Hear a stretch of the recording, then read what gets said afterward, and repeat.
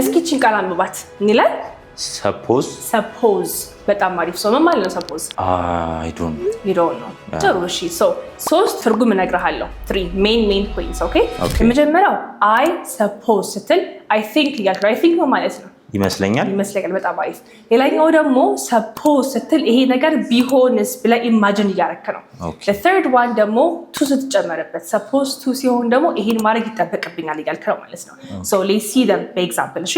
መጀመሪያው I suppose አይደለ ለምሳሌ እየመጣች ይመስለኛል በለኝ እስኪ I suppose she's coming በጣም አሪፍ I suppose she's coming ይሄ ጨረስን ማለት ነው አይደለ ሌላኛው ደግሞ suppose ብለ ይሄ ነገር ቢሆንስ እያልክ ነው አይደለ so ቢዘንብ እንወጣለን በለኝ እስኪ suppose it's rain suppose it rains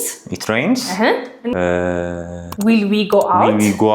will we go out we will go out we will አይደለም will we go out ጥሩ suppose it rains will we go out suppose it rains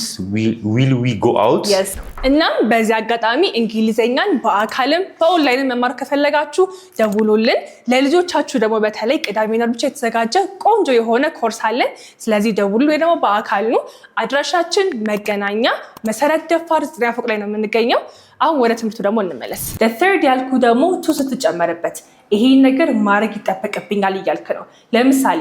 ጠዋት መነሳት ይጠበቅብኛል በለኝ እስኪ supposed to I am ማለት እዚህ ጋር I am supposed to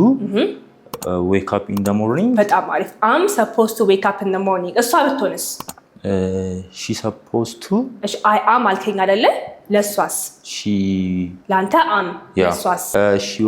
she is እዛ ጋር am ከሆነ እዚህ ጋርም is ነው she is supposed to wake up early she is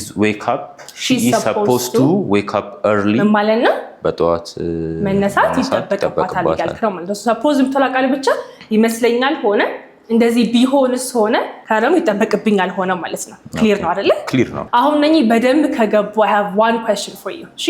ምን ተለኛለህ መሰለ እሷ ስብሰባው ላይ መገኘት ይጠበቅባት ነበር እንዴ ነው የምትለው እሷ ስብሰባው ላይ መገኘት ይጠበቅባት ነበር ኦኬ በደንብ አስብ አንተ think about it እስኪ እናንተም ኮሜንት ላይ ይሄን አረፍተ ነገር እሷ ስብሰባ ላይ መገኘት ይጠበቅባት ነበር የሚለው ነገር ኮሜንት ላይ አስቀምጡልኝ okay I check everybody's comments እሺ እስኪ አንተ ሞክር